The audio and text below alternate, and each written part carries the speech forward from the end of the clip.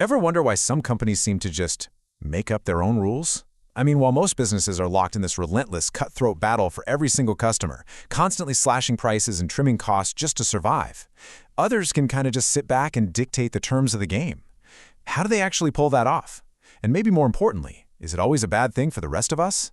Welcome to this explainer on market dominance. Today, we're going to completely unravel the mechanics of the monopoly. Here is our roadmap for today's explainer. 1. The market reality check. 2. Finding the equilibrium. 3. The price discrimination playbook. And 4. Regulating the monopoly. All right, let's dive into part 1, the market reality check, the ideal versus the reality. Okay, so before we can truly wrap our heads around a monopoly, we kind of have to understand what it's reacting against, right? And that is perfect competition. In a perfectly competitive free market economy, commodities are produced at the absolute lowest possible average cost in the long period. Because the competition is just so keen, nobody has too much power. Resources are totally optimized, meaning there's practically zero waste. And the price you pay? It exactly equals the marginal cost of producing that final unit. It's the ultimate level playing field. But then we have the monopoly reality. When a single seller commands an overwhelmingly large proportion of the market, all of those competitive advantages just vanish. Production drops below the optimum level. The seller dictates the price instead of the market, and that price is pretty much always higher than the marginal cost. The monopolist is essentially calling all the shots. Now let's be real for a second. Pure, absolute monopolies are actually incredibly rare, and you mostly only see them in state-owned economies. What we usually run into in a mixed economy are disproportionately large sellers, or what we call a natural monopoly. Just think about your house right now. You don't have 5 different utility companies laying separate sets of water pipes into your kitchen, or 10 competing electricity grids crisscrossing over your yard. That would be chaotic. It's simply natural and vastly more efficient infrastructurally for a single producer to command that specific market. And here is where our story gets a bit of a plot twist, because monopolies aren't entirely villainous. Think about it. In perfect competition, producers are operating on these razor-thin margins. They don't have piles of extra cash lying around. But a monopolist, they earn a surplus well beyond a normal profit. Because they have these incredibly deep pockets, they are uniquely positioned to commit massive resources to research and innovation. They can afford to take the huge financial risks required to drive sweeping technological changes, something a tiny, perfectly competitive firm literally cannot afford to do. Moving on to part 2. Finding the equilibrium, balancing cost and power. Let's look at the actual mechanics of how a monopolist maintains this immense power and profit, starting with the short-period equilibrium. Notice where the downward-sloping marginal revenue curve, that's MR, intersects with the swooping marginal cost curve, SMC, right at point M. Honestly, these intersecting lines represent pure human motivation.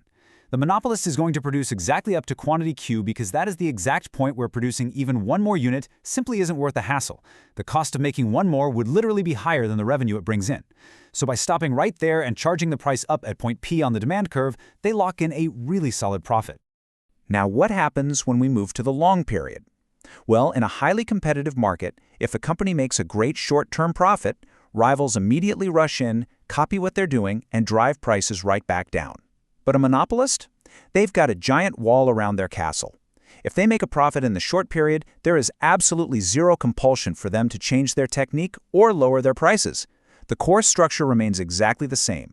The monopolist just comfortably maintains their surplus, naturally extending their short-period dominance right into the long period.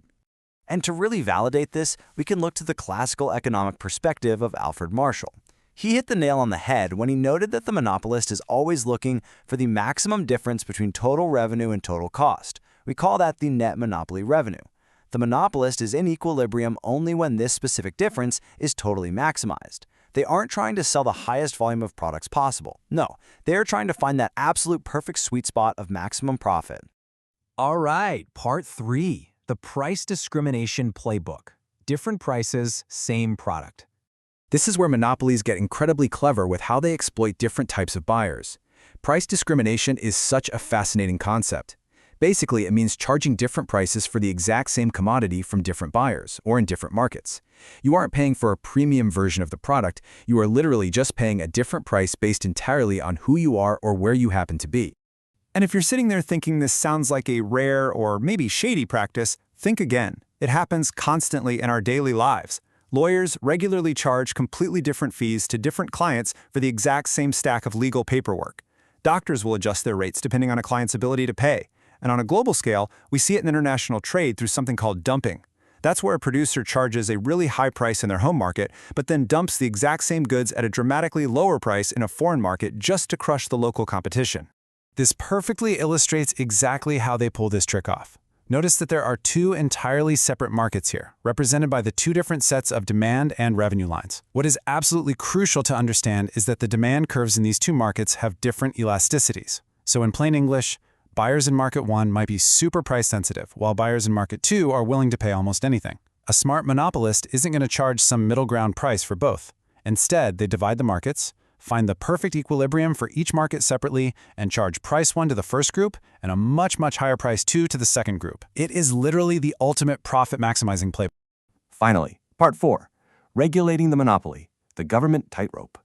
Enter the so-called hero of our story, government regulation.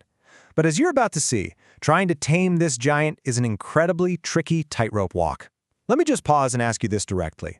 Based on everything we've covered, does a monopoly lead to a misallocation of resources?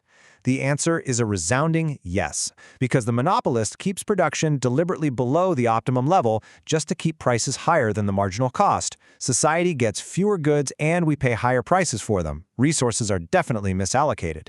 So governments feel they have to step in and fix it. But let's break down the incredibly messy reality of this government regulation. The government essentially has two main strategies. Strategy 1, force the price down so it strictly equals the average cost.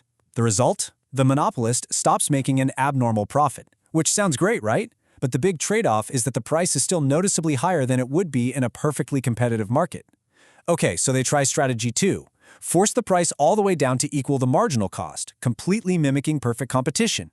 The result here is that prices drastically drop for consumers. Awesome! But wait, here is the massive catch. At this price point, the monopolist faces a permanent loss. To keep your water running or your electricity on, the government now has to step in and provide massive subsidies to the monopoly to keep them afloat. And if those subsidies are paid for by government deficit financing, well, that causes inflation, which ironically acts as a hidden tax on the exact same consumers the government was trying to protect in the first place. It's a huge catch-22. So, the absolutely crucial point here is this. Regulation comes with a cost. If a government goes in and punishes a monopoly too harshly, squeezing every last drop of surplus profit out of them, the company is going to react. They stop researching. They totally halt the expensive innovation we talked about earlier. They stop expanding production, which leads to immediate, adverse impacts on employment and income generation in the wider economy. By trying to tame the giant, the government might accidentally destroy the very engine of innovation and job creation that the monopoly's deep pockets previously funded. Which leaves us with the ultimate economic trade-off. We absolutely know that monopolies distort prices, they limit output, and they force consumers to pay more. That's a fact. But they also hold the unique, massive financial power to fund the kind of leaps forward in technology and infrastructure that slender-margined competitive firms simply cannot manage. So here's my question for you. Is the society-level risk of allowing a monopoly to exist actually worth that potential leap in technological innovation? I will leave you to weigh that balance. Thanks so much for joining me on this explainer, and remember to always keep questioning the rules of the game.